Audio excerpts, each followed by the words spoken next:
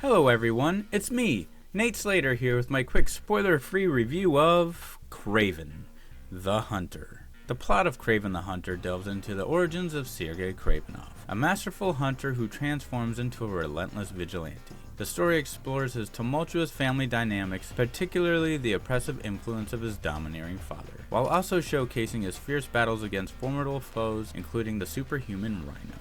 The cast of Kraven the Hunter boasts impressive diversity, but its execution leaves room for improvement. While a few performances stand out, others fail to resonate, with a few characters feeling miscast or out of place within the story.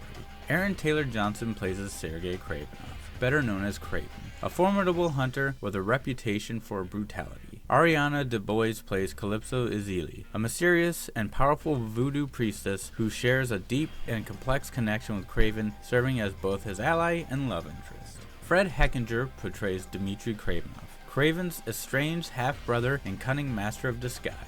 Alessandra Navala portrays Alexei Setsevich, a Russian mercenary capable of transforming into the powerful Rhino.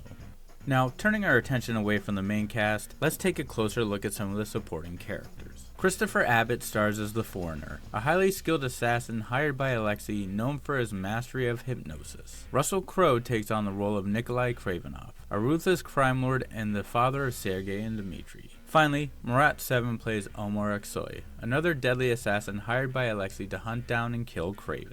As we shift focus away from the cast, let's take a moment to explore some of the film's more notable strengths. First and foremost, the decision to give this film an R rating instead of the typical PG-13 was, in my opinion, a game changer for the action sequences. Unlike previous Sony Spider spin-off films, this one wasn't held back, allowing it to fully embrace intense action and gore. This freedom enabled the filmmakers to push the boundaries and deliver more impactful, unrestrained scenes.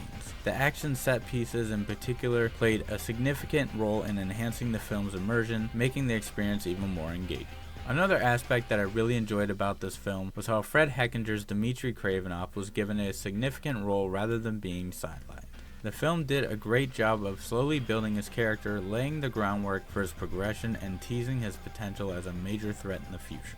Finally, the highlight of this movie was indubitably the casting of Aaron Taylor Johnson as Kraven. He delivered an exceptional performance, fully embodying the character both physically and emotionally. It was clear he put genuine care and effort into bringing Kraven to life. Unfortunately, it's bittersweet to think he may never reprise the role, as Sony has seemingly abandoned their Spidey spin-off universe. Shifting focus, let's discuss how this film marks yet another box office bomb from Sony.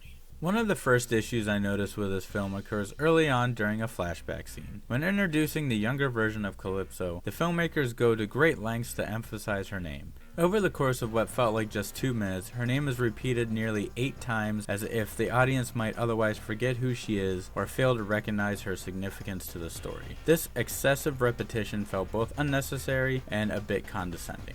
Once again, Sony falters when it comes to film editing. Much like Madam Web, this movie is riddled with noticeable editing flaws and an overabundance of redubbing in certain scenes.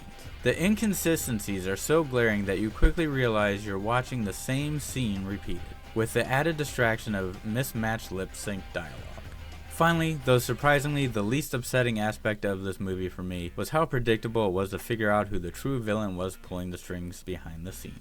By the time the reveal came, I had already disengaged and lost interest in the outcome.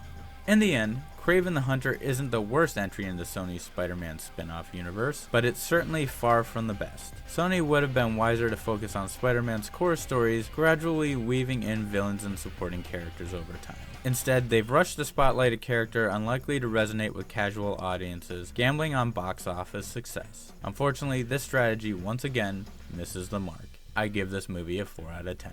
And with that, my review comes to a close. Remember, if you haven't already, like, comment, and subscribe to keep up to date on all things Plot Hole Productions. Once again, I'm Nate Slater, and I'll catch you in the void.